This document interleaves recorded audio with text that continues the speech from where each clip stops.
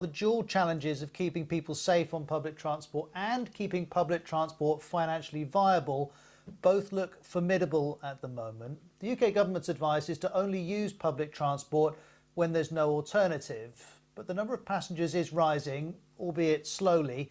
We're going to hear from travellers and what they're experiencing in France, Russia and Hong Kong in a moment. But we're going to start in the UK. Numbers may be up, but footfall last week in the busiest stations was still 10% of pre-pandemic levels.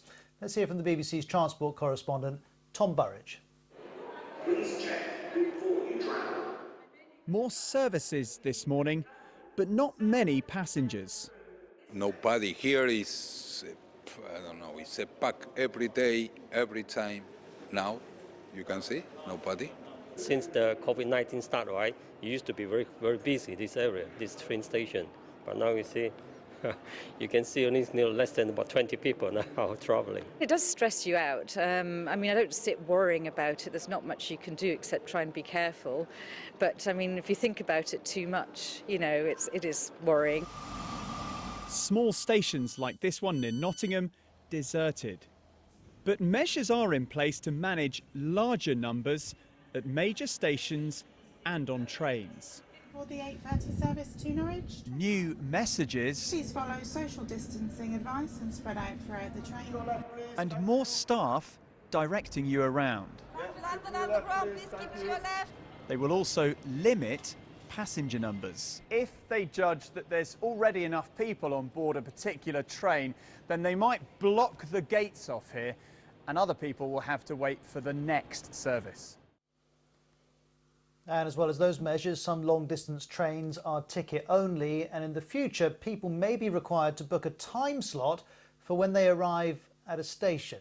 Well, from the UK to France, which too has eased restrictions, here's Hugh Schofield in Paris. A week after the end of the lockdown here in Paris, the metro as well as the tram and the bus services are operating at around 0.75%. On the metro system, there are still 60 out of 300 stations that are closed, and on several lines there are fewer trains than normal. But the big change on the metro as well as the tram and the bus service is that capacity has been reduced at a blow by 50% by the fact that on every second seat now there is a sticker saying please do not sit here because of the coronavirus. Masks are compulsory everywhere on the public transport system, and there is also a rule saying that if you travel in rush hour at peak times in the morning and the evening, you have to have a form, an authorization from your employer saying that you have no choice but to travel at peak time. Many people were predicting chaos, overcrowding, impossible to observe social distancing and so on. In fact, it hasn't been like that at all. In fact, the numbers of people travelling on the public transport system here are way, way down on pre-virus levels, suggesting that many people, most people maybe, are heeding the government's advice and continuing where they can to work from home. Well, from Hugh in Paris to Natalia Zatova from BBC Russian in Moscow. Public transport in Moscow has not been affected by the epidemic. Buses, trams and suburban trains still depart regularly, though they are nearly empty. There are considerably fewer passengers on the Moscow metro too, though it's Moscow's main public transport system. Everyone in the carriage is able to sit down, even during the rush hour. 2 months ago, it would have been impossible.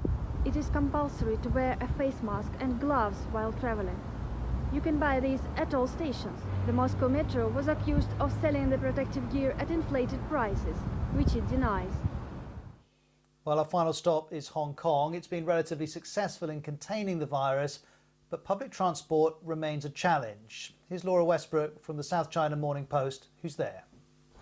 Here in Hong Kong, many people have returned to work and the daily commute. The first thing you'll notice is that everyone wears a mask. In fact, the Hong Kong government has promised to distribute free reusable masks to all Hong Kong residents. On trains, there's not a lot of social distancing, and they can get quite packed, especially during peak hours. However, at train stations, handrails, ticket machines, and even lift buttons are disinfected with bleach every 2 hours. On the trains themselves, when they reach the end of the line, staff quickly disinfect the carriages, and they're cleaned more thoroughly overnight. There's also a robot that sprays vaporized disinfectant throughout the carriages. Now, people here are pretty strict about their personal hygiene. At most public places, there's free hand sanitizer that people can use. However, the first thing I do when I get to work is wash my hands. Now, to state the obvious, the issue of public transport is not going to be easily resolved. Many of the biggest urban public transport systems are built around the idea that people can be crammed in. And the current easing of lockdown still leaves us a long, long way away from being able to do that. This Washington Post story really cuts to it. The headline reads, "Subways, trains and buses are sitting empty around the world. It's not clear whether riders will return." And as that article highlights, there are really a couple of major issues here. First and foremost, how do you keep passengers and staff safe? But by doing that, inevitably passenger numbers have to be far lower. If that happens, revenues collapse, and public transport systems are reliant on huge and regular income streams, which means in the medium term, either national or regional governments need to provide extra cash, or the whole thing doesn't add up and some services may have to stop. But even if the funding is found, that's to assume that in the end, the people and the revenue will return. And that's not necessarily a safe assumption.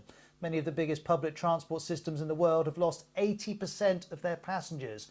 Some of those people are, of course, at home, but others are travelling but avoiding public transport, and for understandable reasons. Have a look at this. This is a widely quoted study from Southeast University in Nanjing looking at the outbreaks of COVID-19 in China. It found 1/3 of outbreaks involved exposure on public transport, and it concluded that being inside is a huge factor in most outbreaks.